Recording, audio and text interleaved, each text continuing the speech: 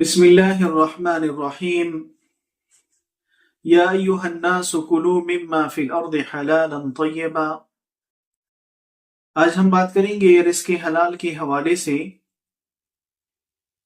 اگر آپ دن رات نماز پڑھتے ہیں، روزہ رکھتے ہیں، صدقہ خیرات کرتے ہیں، لیکن آپ کی کمائی حرام کی ہے، تو کیا یہ عبادتیں وہ اثر دکھائیں گی جو دکھانا چاہیے؟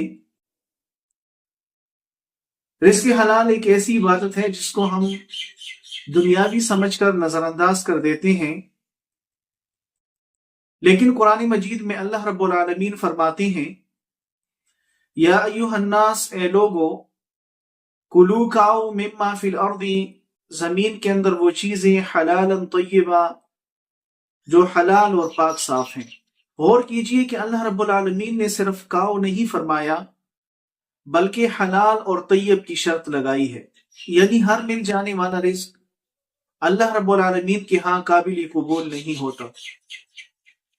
رسول کریم صلی اللہ علیہ وسلم فرماتے ہیں، طلب الحلال فریضۃ بعد الفریضہ، کہ فرض عبادات کی بعد حلال روزی کی تلاش بھی فرض ہے۔ یہ حدیث ہمیں بتاتی ہے کہ حلال کمائی صرف معاش نہیں بلکہ دین کا حصہ ہے۔ ہم کہتے ہیں کہ بس پیسہ آنا چاہیے، ذریعہ کوئی بھی ہو، زمانہ ایسا ہی ہے، سب لوگ یہی کر رہے ہیں، لیکن سوال یہ ہے کہ سب کا کرنا اللہ کے نزدیک دلیل بن جاتا ہے؟ نبی کریم صلی اللہ علیہ وسلم نے ایک دفعہ ایک شخص کا ذکر فرمایا جو سفر میں تھا، اس کے بال بکھرے ہوئے تھے اور وہ دعا کر رہا تھا، یا ربی یا ربی یا ربی، لیکن آپ صلی اللہ علیہ وسلم نے فرمایا کہ اس کا کھانا حرام تھا، اس کا پینا حرام تھا، اور اس کا لباس حرام تھا۔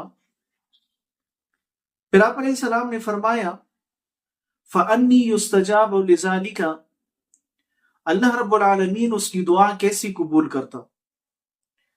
سوچئے، دعا میں الفاظ نہیں، رزق کی پاکیزگی دیکھی جاتی ہے۔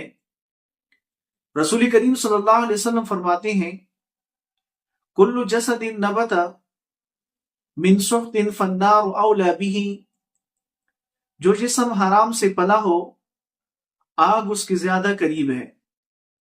یہ حدیث ہمیں جھنجھوڑ دیتی ہے کہ حرام رزق صرف پیٹ نہیں بھرتا بلکہ آخرت میں انسان کو خطرے میں ڈال دیتا ہے۔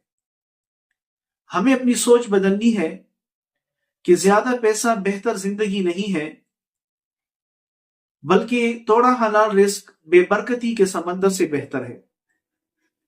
حلال رزق دل کو سکون دیتا ہے، گھر میں برکت لاتا ہے اور اولاد پر نیک اثر ڈالتا ہے۔ اس کی وجہ سے دعا قبول ہوتی ہے۔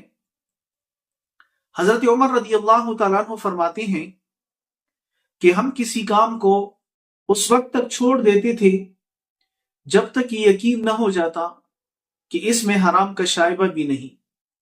یہ تھا رزق کے معاملے میں تقویٰ۔ آج ہم اگر کم کما رہے ہیں لیکن حلال ہے تو یہ اچھی بات ہے، اور اگر زیادہ کما رہے ہیں لیکن اس کے اندر حرام کا شائبہ ہے تو یاد رکھیے کہ یہ خسارے والی بات ہے۔ اللہ پاک ہمیں اس سے اپنی حفاظت میں رکھے۔ اگر ہم زیادہ کما رہے ہیں لیکن ہمارا طریقہ کار حرام اور مشکوک ہے تو یہ دنیا کی چمک وقتی چمک ہے اور یہ کامیابی نہیں ہے۔ آئیے آج ہی نیت کرتے ہیں کہ ہم کمائیں گے تو حلال کمائیں گے، کھائیں گے تو حلال کھائیں گے، اور اپنی عبادت کو اللہ رب العالمین کی بارگاہ میں پاک اور صاف ہو کر پیش کریں گے۔ اگر یہ ویڈیو آپ کو پسند آئے تو اس کو اپنے دوست احباب کے ساتھ لازمی شیئر کریں، چینل کو سبسکرائب کریں اور کمنٹس کے اندر اپنی رائے کا اظہار کریں۔ اللہ پاک ہم سب کو رزق حلال کمانے کی توفیق عطا فرمائیں اور حرام سے بچنے کی توفیق عطا فرمائیں۔ آمین۔ وما علینا الا البلاغ المبین۔